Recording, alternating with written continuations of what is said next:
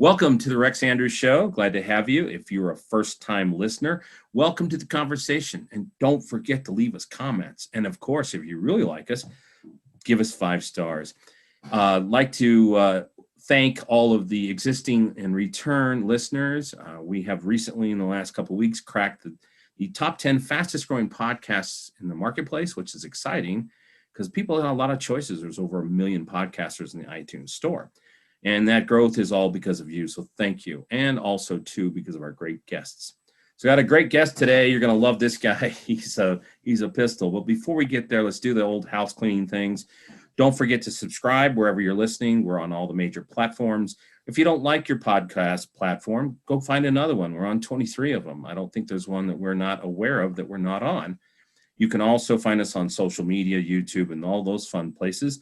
Plus, please stop by the show website at rexandrewsshow.com because we have profiles of all of our guests, so past, current, coming up, and then also interesting information that's coming. We're going to have some great announcements about some partners and some offers and things that we have out there, so please stop by the show website. All right. This is a great guest. I was really excited when he decided to accept the invitation. You want to talk about a guy that can pivot? This guy can pivot. I'm telling you. He's one of the most dynamic people I've ever met. Very, very successful. So, today he's really kind of known as the profit detector. And so he knows how to find profit. And he's really good at that in all kinds of different various businesses. He's been known and renowned in circles for being one of the top affiliate marketers in the world. He's made a fortune doing that. He currently does a lot with stock trading and investments in stocks. So he's on fire in that area. He's a father. He's married to a doctor. So he might even admit that maybe she's got more going on than he does, but we'll see. So I'd like to welcome to the show today, Jon Tarr. Jon, welcome. How are you? Hey, Rex, I'm wonderful, man. Thank you. And thanks for everybody. It's an honor to be here. I'm excited. I love chatting with you. So it's going to be a good time, man. Thank you for having me. Yeah. Okay. So, Jon, we play the follow along game because a lot of people are listening and multitasking. They may have their computer up or they're on their device and stuff. I know you're on LinkedIn. That's one of your places that you really spend a lot. So just give the spelling of your name in case people are not watching on YouTube. Yeah. Jon, Jon, and then Tarr, Tarr, is where you can find me. So, no H. Can't afford the H. That's what my mom said. I was That's like, why right. don't I have an H? She's like, we can't afford it. So there you go. I get you. When people ask me, is Rex short for something? I'm like, no, it's all my parents could afford. Just 3 letters. That's right. All yeah. Right. So fantastic. All right. Well, thanks for throwing it out there because people like to follow along and know who we're talking to. Okay. So, Jon, on our show, as you know, as we talked a little bit before, it's all about the human stories. It's all about understanding what made people who they are. And life is like crossing a stream. You hop from one rock to another rock and you hopefully get to the other side. Sometimes you have to hop back and sometimes you slip off, get your feet wet a little bit. So, but as long as you keep hopping, that's a good thing. My philosophy is, and everybody gets probably tired of me saying this, but there are way too many interests for me for just one lifetime. And around every corner, there's another discovery. So let's discover Jon a little bit and talk about some of the things that made you into the success you are today. So what we like to do with our guests is go back to the beginning. So, where'd you grow up? What was your family like? Siblings. What did your parents do? Types of things you were interested in as a kid, sports, theater, drama, except like that, through your education. And then let's hop through, the stops along the way and some of the things you've done, because I know you have quite an interesting story. Yeah, for sure. So I grew up in Indiana, in Muncie, Indiana, actually, which is about 45 minutes northeast of Indianapolis, Indiana. So if you're familiar with David Letterman, Ball State University, that's where he went to school. And our other claim to fame was Joyce DeWitt from Three's Company. Janet on Three's Company went to Ball State. And so I grew up there. And I had this unique upbringing because my father was a car dealer. And he started working as a, salesperson, and he kind of worked his way up. So when I was a kid, he was running car dealerships for people. And then when I was a young adult and in college, he owned his own car dealerships, which was really cool. And my mother, so my dad was the quintessential sales guy, entrepreneur, and my mom was an accountant. Okay. So, so she basically, so I got you hear rich dad, poor dad. Well, I had entrepreneur dad and accountant mom, and so I got a unique perspective on those different things on how to, watch your money, take care of your money, and also make money. As my dad was really good. My dad was terrible with money. He could make a ton of money, but he didn't know how to save it. If he had, if you needed $10 and he had five, he'd go borrow five to give you, your 10. And Yeah. my mom could, she could turn five into 50 without making any money. And so it was a really unique upbringing, really fun. My dad was probably my first mentor in business. And growing up as a kid, my parents just taught me you can do anything you want to do. You just have to do it. You just have to put your mind to it. And one of the things in our house that was not accepted were excuses. Like Okay. there wasn't a lot of excuses. It was, hey, if you got a problem with something, my dad used to say, go look in the mirror. That's the fellow that can fix it. And so that was sort of the way we were. It wasn't like the empathic, now my family was great. I grew up with two sisters in the house. My dad had been married previously, so I had six sisters total. Oh my goodness. Yeah, but I grew up with two, and my parents were loving and awesome, and I think it was a great upbringing. But there was no, hey, let's whine about it. There just wasn't any of that. It was, hey, you can do something about it, go do something about it. And it was, I was super, super fortunate to grow up. So yeah, I can't even say enough about my mom and dad. They were just great, man. That's great. So being there in Indiana, what type of did you do sports? What were you into as a kid? Basketball, man, you have to, or they kick you out, right? So I grew up loving basketball, and my dad and I, we would always watch Indiana University basketball games together, Bob Knight, and Yep. that was the thing for us. My dad worked all the time. He was retail, so he had to work a lot. And I grew up, some entrepreneurs talk about, oh, I grew up poor, and well, I grew up like the opposite of that. My parents had money. I always had everything I wanted to have. I was spoiled. But the thing that my dad and I connected on was Indiana basketball. So he'd come home, Ah, we'd watch the games together, and really connect in that space because he had to work a lot. So yeah, basketball was big. I played basketball, played in front of thousands of people, in a one class system. The class system didn't change until I was in college. And by that time I was coaching high school basketball, but it was a huge part of my oh upbringing yeah. was basketball. And then the Colts, we didn't have much of a football team. And then we didn't have that until Peyton came along when I was getting out of college, and Peyton came along, Peyton Manning, and kind of changed all that, right? We were really Sure. good then. But my dad, I remember Peyton, they'd be blasting somebody 50-6, and they switched to another game. And he's like, by God, I used to have to watch us get drummed by 30 points. Now we're winning. I want to watch that You want to too, watch that too? So That's great. yeah. So yeah, I got one of my best friends in the whole world lived in Indianapolis. He just recently retired, went down to Charlotte, but he actually lived out in Knightstown where they Oh filmed yeah, Hoosiers. yeah, Yeah, the yeah, gym. totally. Yeah. Yeah. So round ball in Indiana is that's king. That's God's game. That's everything.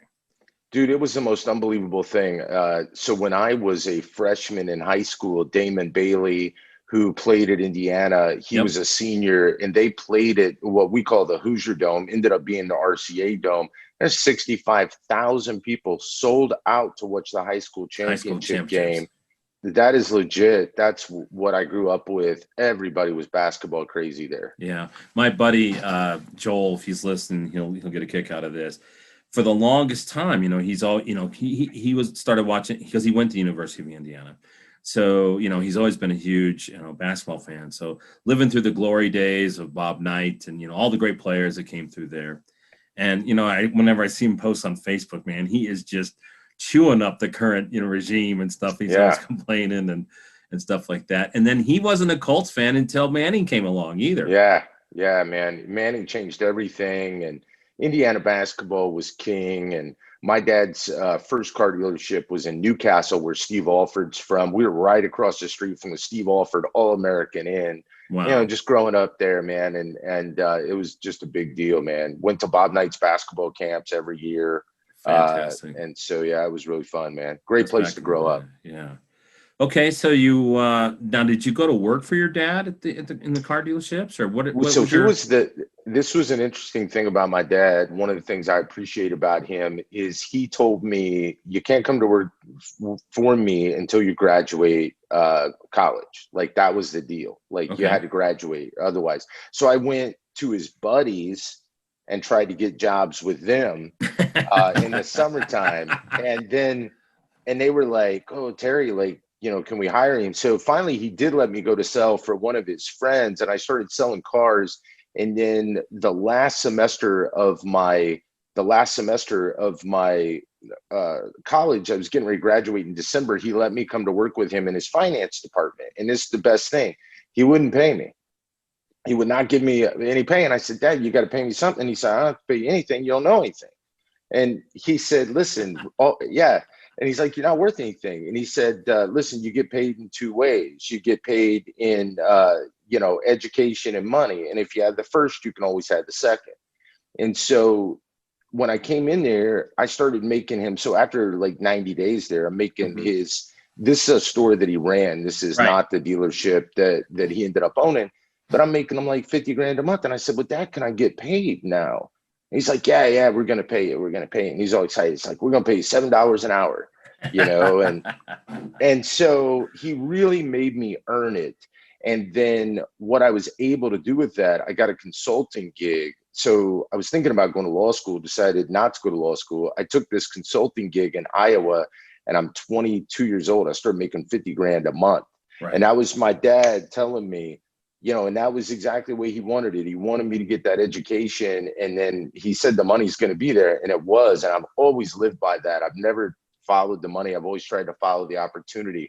And so I went to Iowa and I worked for a little while. And then I came back and worked with my dad in the car dealership that he had. And it was a great time for me. I got to work with my best friend. It was really fun. So, That's um, cool. So, yeah, so that's so if I'm hearing you right, it just sounded like your dad there was a lot of tough love there. Oh, well, he was great, man.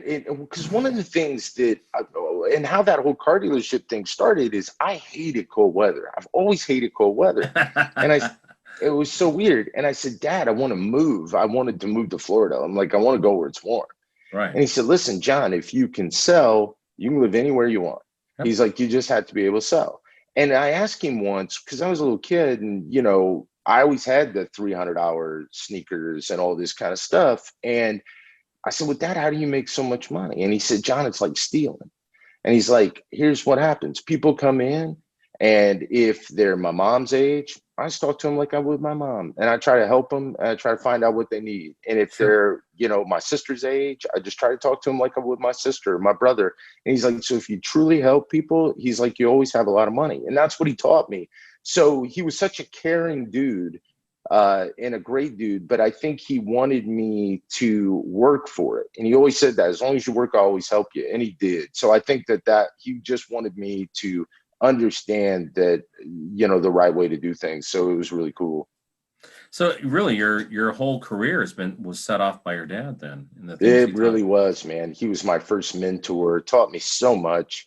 Yeah, I just can't say enough about his wisdom coming up. In fact, I've always wanted to write this book about my dad. He'd say things like, "Hey, you can be right and wrong at the same time," stuff like that. Sure. Just these wise statements that have always stuck with me, and about how to treat people and how to do things. And just, man, I have so many great stories and memories from being around him in that way.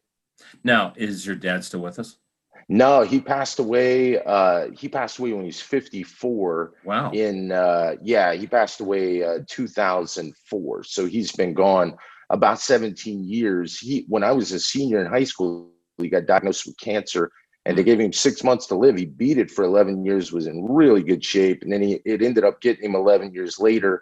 Yeah, I'd sure miss him a lot. But man, what a great mentor. What a great mentor. Well, I'm Yeah. glad you got the time with him and the things you learned. Okay. So you're up in Iowa freezing your hiney off because I just heard you say you weren't liking cold Oh, weather. So what I was was not next liking after cold weather. Iowa? So I came back. I worked with my dad in the car dealership for a little bit, and then I took some jobs. My dad's dealership was um, he did really well. He catered to a lot of we had a lot of factories there. So he catered to a lot of factories. I wanted to run a bigger store. And so I eventually went and ran some bigger stores in Indianapolis. I think I was maybe one of the youngest GMs in Indianapolis. I was 26 years old running a store, and had a lot of good memories there. And then when my dad passed away, I was like, well, because what my dad told me is, because I was making a lot of money, but my dad said, look, man, you're getting, 100% of the grief and 10% of the profit. And that's no way to live, and so I went to work for Capital One Auto Finance because I decided like, hey, I wanted to be on the other side. I didn't want to be in a retail environment where I was basically chained to my desk. By this time I had some money and I just kind of wanted to relax. I got into that, and the corporate world was not for me. I'll tell you that. So, what I realized very quickly is that it doesn't work like it does when you're an entrepreneur.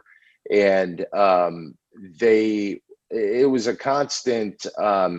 They moved me a couple of times, wanted me to do some different things, and I just wasn't interested. And when my dad passed away, I was 29 years old. And that's when I was like, all right, heck with this.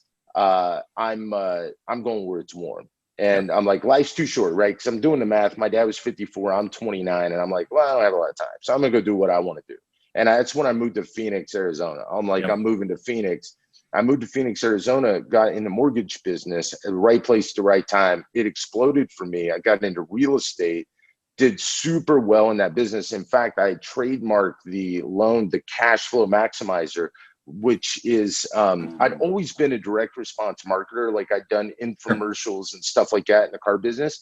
And I was doing the same thing in the mortgage business, which set me apart. And I coined the cash flow maximizer because a lot of my clients were investors, but they weren't like, I'm going to pay cash investors. They were like basically speculators. Right. And, so, Phoenix, the market was going up so much. So it was these non-amortized loans, right? These neg-am loans, we called them. So I blew that up and did really, really well. And then when the market crashed, I had a bunch of money into real estate, residential real estate, and I took a huge hit when the market crashed in 2008. I had a radio show. I was actually in Denver. I was in Phoenix and I think California. And I was doing a lot of investment properties, doing great, man. I had a lot of money. I was doing fantastic. And then that hit and it pretty much wiped me out. And that was one of the first times that I'd ever been wiped out, like had my teeth kicked in. My dad wasn't there to pick, to bail me out or anything. Like everybody's dad, kind of helps you out a little bit, gives you some wisdom. He wasn't there. And I had to decide like, okay, what am I going to do now? Right. I've gotten my teeth kicked in. And the thing with real estate, I like real estate a lot, but all my chips were always on the table. Sure. You know what I mean? So it's like, if I go flip a property, I had to put all the money in it, then I'm flipping it in the transaction. And so I went to this meetup in Phoenix, Arizona. Radar Roy was the guy's name. And Radar Roy has since passed away, but he was an SEO guy. And he sold radar detectors, right? Oh, wow. And they called him Radar Roy. And he did this meetup at the Big Apple restaurant. So I go over there to Radar Roy's meetup, and it was about internet marketing.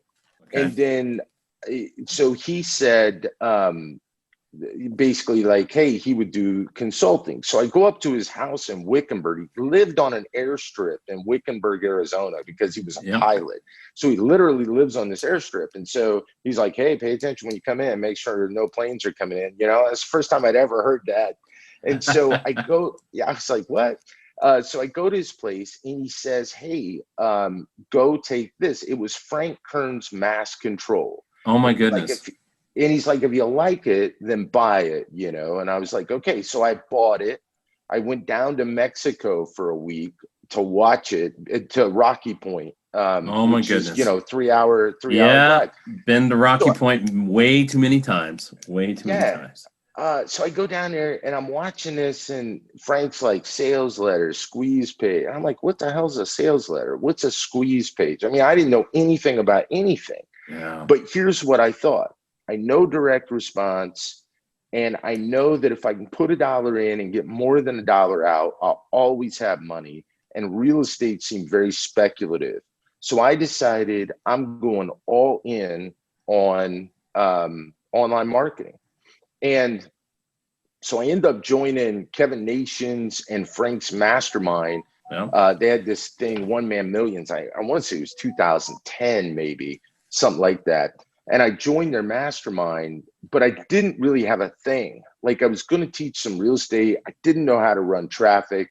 And so I left that mastermind and I went to work for Ryan Dice and Perry Belcher in Austin, Texas, ID Incubator. And because my thought was, look, if I go down there, I'm going to learn how to do things the right way, and I'm going to get connected with the right people. Mm-hmm. And so what ends up happening, I go down there, they're paying me 60 grand a year. I've got no dough, right? I got no dough because I lost it all in real estate. I got no dough. I go down there, I'm working 60 grand a year. They paid me a $10,000 signing bonus to get me there. And I hated it because it was very corporate. Like, I love those guys, but I didn't really like working in a corporate environment. But I couldn't quit because I couldn't pay them back the 10 grand signing bonus. And so Mary Ellen Tribby was the CEO at the time, and I'd been there 88 days, and they fired me on my 88th day for a reason I don't know. And she asked me, "Do you want to know?" And I'm like, "No, I don't care," because I was off the hook, right, for that 10 grand. You're so free. I'm like, oh, yeah, I'm free. So that's when, at that time, I remember, and I think this is an interesting thing for the profit detectors, because I've done so many things, you know, direct mail, infomercials, car business, all this stuff. And so I end up having a phone call with Byron Walker, and I'm at my place in Austin. And Byron said to me, "What do you do?" I said, "I can do anything." And he said, "Well, it's been my experience that, you know, people are usually good at one thing." And I said, "Well, listen, man, you tell me what you need and I will do it." I said, "I will do it."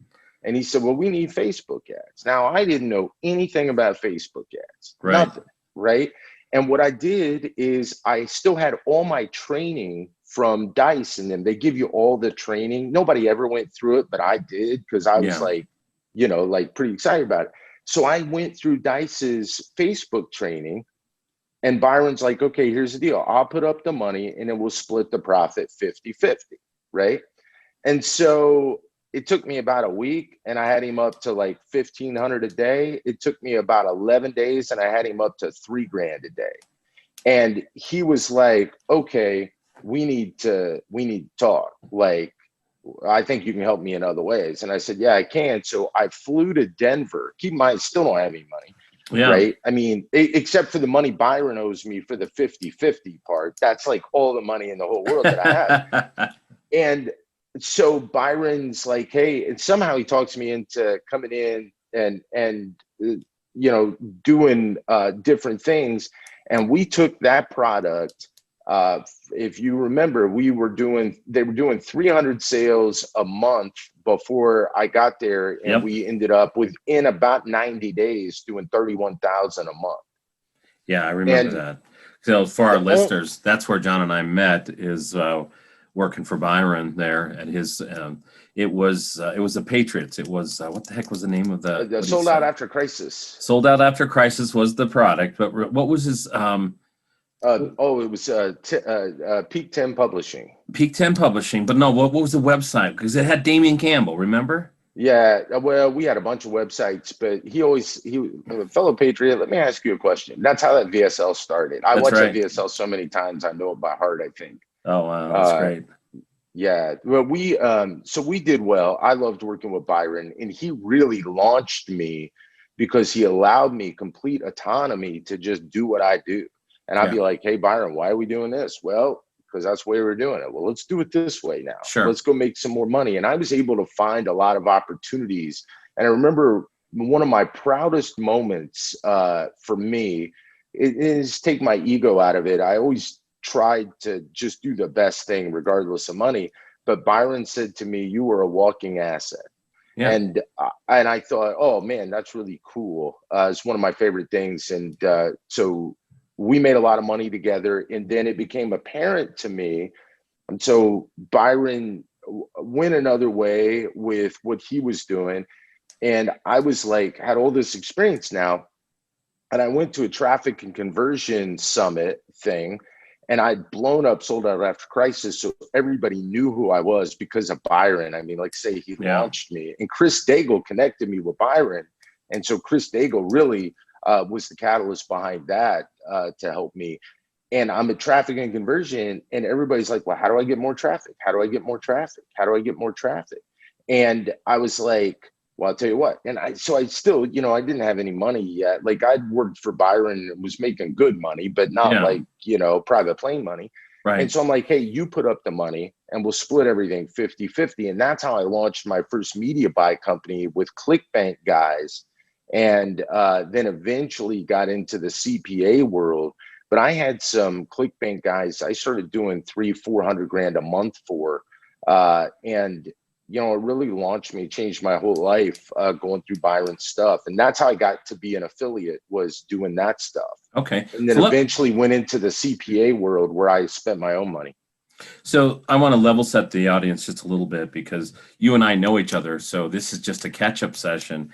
But for those listening along, Byron Walker was one of the pioneers in e-commerce and information products. And he had a couple sites that were all around prepper type things. So people doing, survival and prep type things, but it was mostly information type products. And Byron has done several different entities, but he was on the show recently and we talked about his current project, which is Survival Frog, which he's doing amazing with. So Jon and I actually met back then working with Byron. I was managing email campaigns and helping him do some of that stuff, but it was literally, that was the early days of a lot of people doing, e-commerce and pushing traffic, starting with Facebook traffic and stuff like that. So you really got in at a good time, and you used some of the lessons your dad taught us, you taught you, and then you morphed it into your own business going from there. Yeah, it was really good. It was a catalyst for me. Byron's thing really launched me and gave me a name. And and I started doing CPA stuff and doing really, really well. Okay, so level set our audience for us. CPA. CPA is basically cost per action marketing. So different companies say, hey, we either want sales or we want leads, or they've got an action they want to take the customer, and then they pay you a certain amount of money to create those actions. And so I started selling stuff in that world, and really went from making 1,000 a day, 2,000 a day, to some days 30,000, 50,000 a day. This profit just really exploded in that space, and I started teaching people how to do it. This is when Facebook ads were not what they are today. This is 2011, 2012, where Facebook was just kind of coming up as an ad platform, and I really used a lot of Facebook traffic. That was one of my go-tos. And so, I had a lot of success doing that. And that's so people know me for affiliate marketing, even though I've done a lot of different things. Well, I want to help level set the audience for another thing too. I don't know if you picked it up, but Jon just said something that's really important. Facebook came up as an ad platform. Well, most everybody else was looking at Facebook as a social media connect with my friends platform. And I think it's hilarious because you understood what it really was, as an ad platform. And when, Facebook over the last 5-6 years has been drug in front of Congress, and they've been, grilling these guys about the fact that, how they're making their money. And it's like, well, dude, it's been that way from the beginning. Yeah, man. I remember people saying you can't make any money on Facebook, advertisers. And I'm like, oh, I hope you keep thinking that, because I am just owning this platform. It was so great. And I had a tremendous amount of success on Facebook. And then that launched me into other platforms and doing a variety of different things. But it was great. So when did you get married? I know you've got a little family there. When did you get married? And tell us a little bit about that. Yeah, man, my family is the thing, I met my wife in June 2013, and we got married in August 2014. My son is 6 years old. So I've been married, I want to say it's going to be 7 years in August. Met my wife on Match.com. Oh, wow. And I never would have met my wife. She is a psychologist. She's a clinical psychologist. And we just did not. She was a professor as well, a tenured psychology professor. And we never would have met. Like, we didn't run in the same circles or No anything. way. We met on Match.com. And, I'm super loud and, and my wife is like super quiet and, she's a psychologist, right? So she's just like this all the time.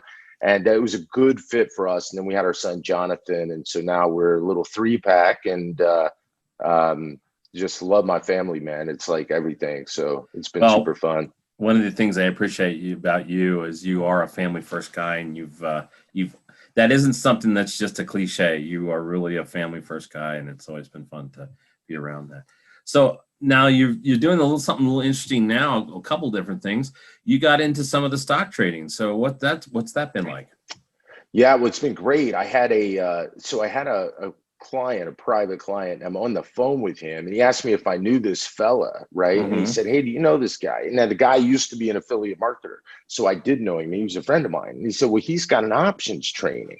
I was like, "Oh, that's cool, And my wife's dad trades options, and she'd been trying to get me to do it for a really long time, and I was like, I'm busy, I'm doing all my stuff.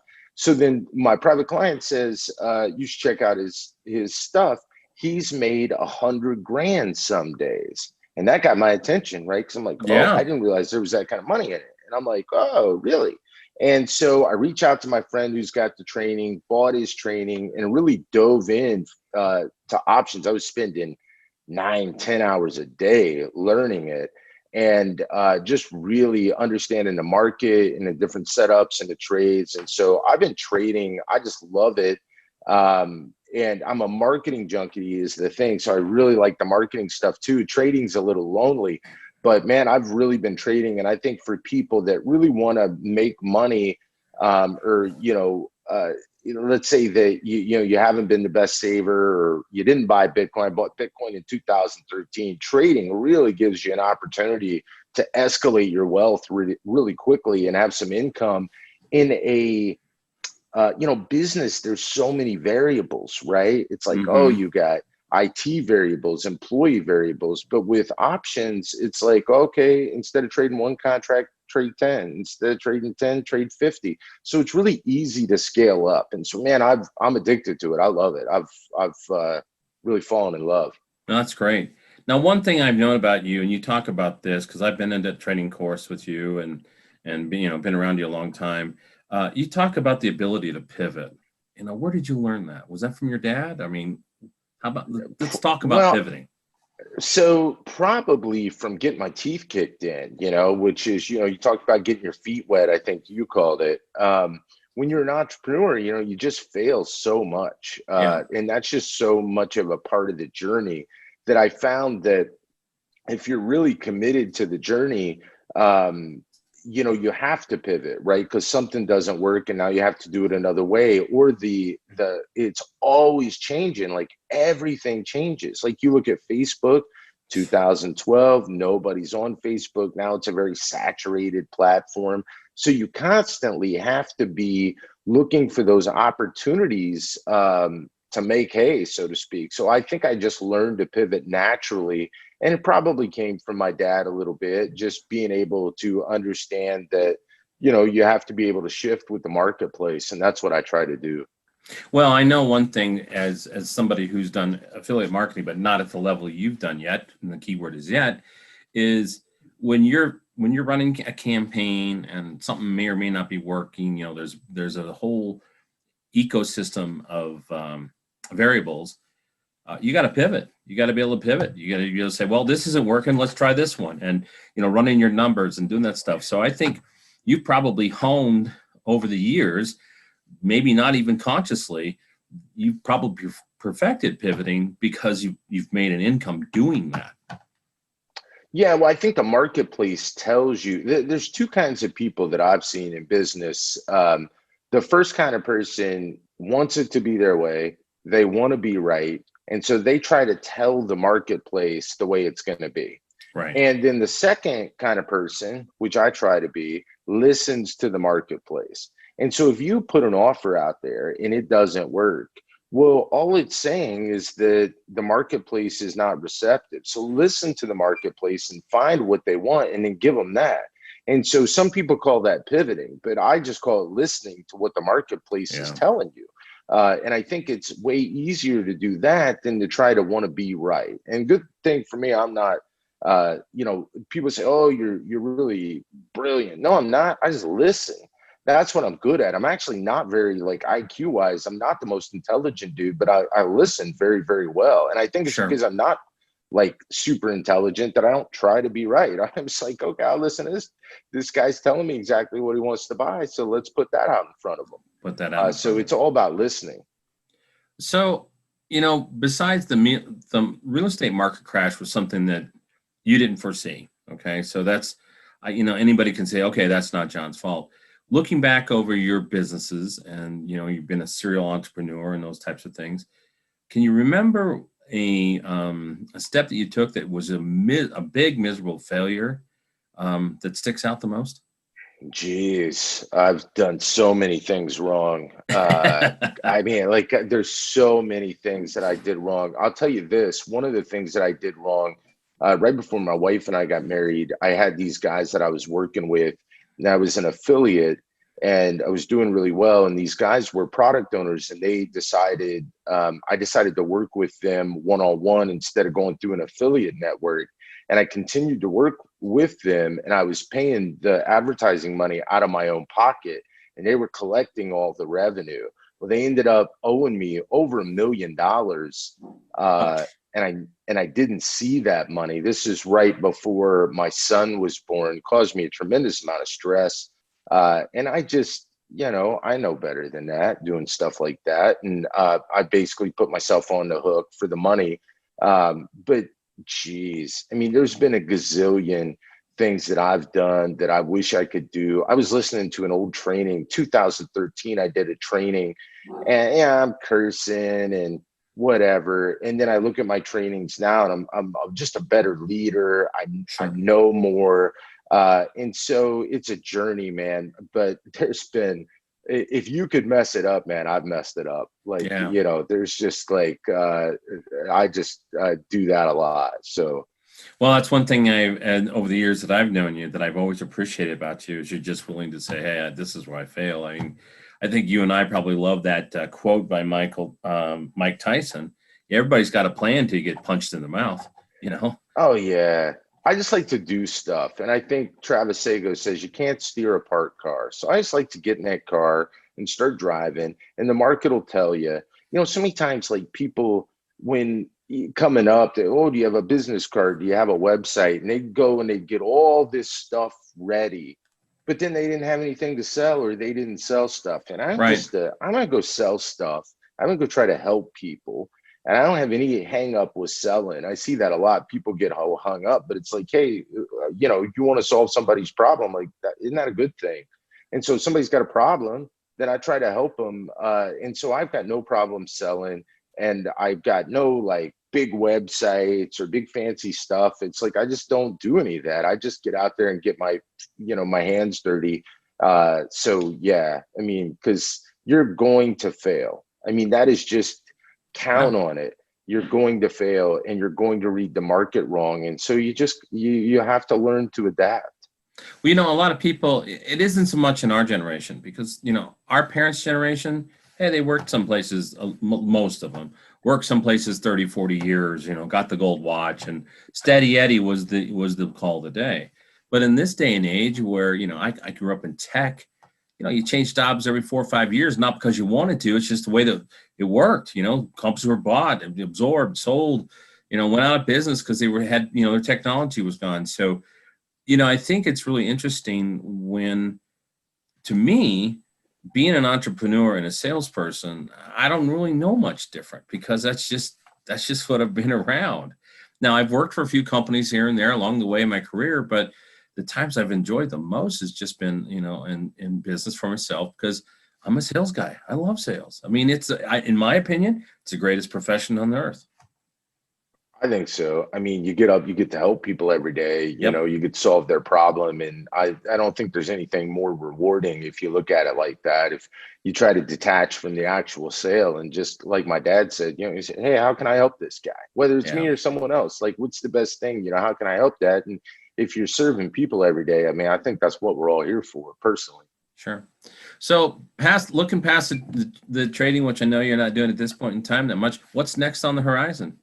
Well, so I really have been diving in on what I call a contingency consulting basis for companies. So when companies do, let's see, they're in people listening to this show. What I do is I go into companies and I holistically look at everything that they're doing from operations to marketing, mostly on the marketing side.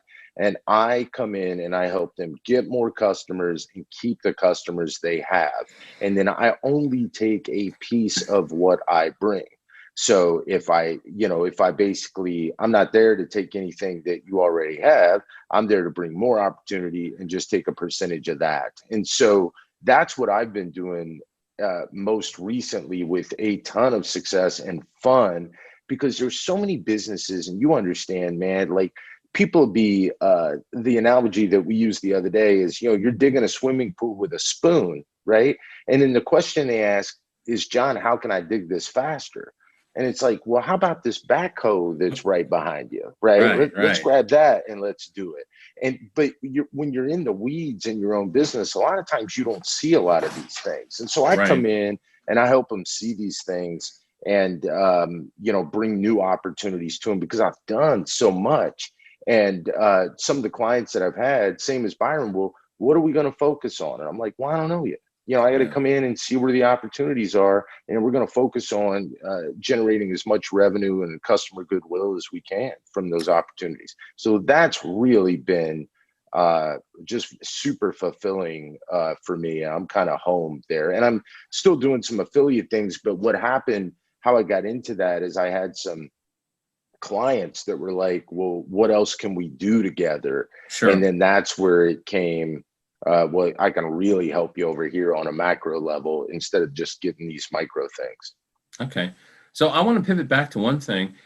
You were trading in active at the time when the GameStop situation unfolded. Were you in the Yeah. middle of that? I mean, what was your thoughts? So I traded that a couple of weeks prior to that. And then, that thing went nuts and everything. And that was great, man. I mean, squeezes are awesome. I love to play squeezes. And so from a trading perspective, it was good. I tend to cut out the noise, whether it's political or otherwise. Noise is just that.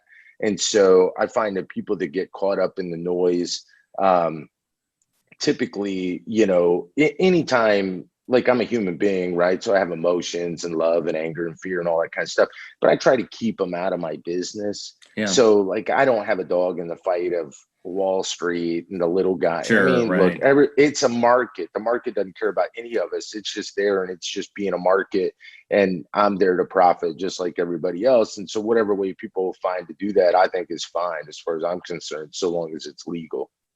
Well, the thing I thought that was interesting about the GameStop stuff, and I'm like you, I don't really like to bring in the thoughts and the emotions and stuff, but it was interesting. It was kind of like watching a car wreck a little bit, being a detective to watch how it unfolded. And you see these things where these guys get wind of institutional investors, putting out shorts out there, and then they get together on these internet chat groups, and they just create this buzz. And I mean, it was an interesting dynamic that I thought that happened. Well, it was. Well, see, GameStop was set for a short squeeze anyway, Right. and then those guys did that, and so it definitely created a different dynamic. But I'm going to tell you the problem here, and it's totally counterintuitive. And I'm going to tell you a little story. What I think the problem is, right? And all my Sure. all knowingness, which I'm kidding, but it's like, look, retail people do not think like real investors, and they're totally hijacked by their emotions. And the And news. so Yep. and the news. And let Yep. me give you an example of this. So I started a group. I bought Bitcoin in 2013 when it was at 90 bucks, right? And why did I buy it? Because one of my buddies bought it at 12 bucks. He was super smart. And so I'm like, okay, that's going to be a smart thing to do. He said, buy it. So Bitcoin is taken off, and I got a bunch of family members asking me, what is this Bitcoin? This is in 2017. I started a group called Totally Crypto. Uh, Bitcoin balloons to 20 grand and then crashes. Everyone in the group, 41,000 by that point, were like, what do I do? You hang on to it, right? You hang on to Bitcoin. It's going to be worth all this money, blah, blah, blah, blah, blah. Well, here's the thing. So I was selling this product in Bitcoin, but the problem is you can't sell it until it's too late. That's the problem with retail people, is that when everybody wants to buy it is when it's at the very top, So if you look for anybody that's into anything, understanding that investing or the markets are all about emotions, and look at the cycles of a market. There's memes all over the place, but you'll see it. And what happens is people should have just hung on to the Bitcoin. I was getting a hate mail. You told me to buy Bitcoin. Now and I'm like, listen, if you hang on to it, you're just going to be super duper happy. Now, if everybody that would have bought at the very top, and most people did not, back in the 20 grand days still had it, they're pretty happy, right? Yeah, exactly. And they're going to get happier. But the problem is people don't do that. And so that was the whole GameStop thing too, is that by the time this thing takes off, then the retail investors get in there, and it's like GameStop isn't worth $300 a share. No. You should have been in it when it was at $20 a share. Right. And then when you could have rode that short squeeze up all the way. And then what happens as human beings when bad things happen to us? Blame game. Now we want to blame. Our ego wants to blame. And whose fault? Well, it's Wall Street's fault. And it's these guys' fault. And it's everybody's fault. So here's the thing. The thing is, you got to be informed, and you got to understand the market cycles, and GameStop was just one of those things. And it actually last week started riding up again. It did. I saw doing that. the same thing. Yeah. So it just, these things play out all the time. And well, a couple things about that. Institutional investors, the hedge fund guys that were involved in that in the first place, they've been doing that stuff for decades. I mean, that's nothing new, because they think completely different than the retail guys. Completely different. You're not going to beat those guys. No, you're not going to beat those guys, And the other thing too is that people don't understand is, if it makes the news, it's too late. It's too late. It's too late. And those guys have deep pockets. You're not going to beat those guys. They're going to outlast you. And the thing is, and look, I love people. Like, I genuinely love people. And so when I say, like, don't be emotional, like, I'm not mad at people. Like, I was the same way, but you just can't, you have to understand, like, what drives this stuff, right? Mm-hmm. And I forget what investor said, when there's blood on the streets, that's when you want to buy. Yeah. And those Wall Street guys get that better than anybody. And they've got the money to make there be blood on the streets, And so it just always works out. But we're always looking for somebody to blame in the media. And, that's how it goes. Well, yeah. I mean, it's literally, when you look at GameStop, it was like the high school JV team playing a college team or a pro team. I mean, it just, no, it's not going to work. They got a lead on them, but it wasn't going to last. It ain't going to last. Yeah, there's a lot of interesting things out there. And, there's always a million ways to make a buck. But, one of the things I've always admired about you is the fact that you pivot so well. You shake things off. I tell friends, family, anybody, hey, if I bat 500, I'm ahead of the game, because I fail as much as I succeed. And sometimes you succeed great, sometimes you fail great. But, if you just keep, if you keep swinging, that's the most important thing. So yeah, well, I think, man, like like trading, you can hit 3 trades out of 10, lose on 7 and win on 3, and make a ton of money doing that. And so I think it's really important. I don't know why my parents, fortunately, were not like this, but it seems like lots of people in society just, they really, really put you on blast for failing, or what they perceive as a failure. And it's like, man, that's what it's all about, like, that's the whole game. And if people can get used to just that, I think that you can't help but succeed eventually, you know? Yeah. Well, it's been great to have you on today. And I have one last question before we wrap things up here. There's always everybody has these things they call bucket list. Oh, I'm going to go do this. I want to go do that, in life. But as you know, that if you've studied any physics, there's always an opposite to everything. So there's a list out there that most of us probably haven't really thought through. It rhymes with bucket, starts with an F, but I won't say it. So what might be something on the Jon Tarr F it list that you're just not going to do? And it could be something small or it could be something big. I'm not gonna live where it's cold. Okay. So we live in Southern California. I'm not gonna live where it's cold. I lived where it's cold for years, and I'm never gonna do that. There's not a check big enough to get me to live where it's cold. So North Dakota does not sound like a good place for you, huh? No, and I'm telling you, so I'm soft. Like, okay, you see this jacket, right? Right. That is because right now outside it says it's 63 degrees, and I have this jacket on. So yeah, I'm soft now. So cold to me is anything south of 50, I'm out. You're out. Well, it's great to see you, my friend. Glad to have you on and have you share your story with people. I think, one of the things I love about your story is you're just a genuine person who's got a big heart, and he's just learned to pivot. And I just love that, because I think that's where our world really needs to head. And, so many people get so wrapped up about failing, and, guys like you are just amazing because you just think it's part of it, and that's great. Big part of it. That's great. So thanks, man. It's an honor to be here. So thanks. I appreciate it. That. Okay, folks, we're going to call it a wrap for today's episode. Thanks for everybody to come on. Don't forget to stop by the show website, rexandrew.com, and then rexandrewshow.com. Gosh, I can't even talk today. So until next time, just the three things I always say: be safe, be bold, and make it a great day.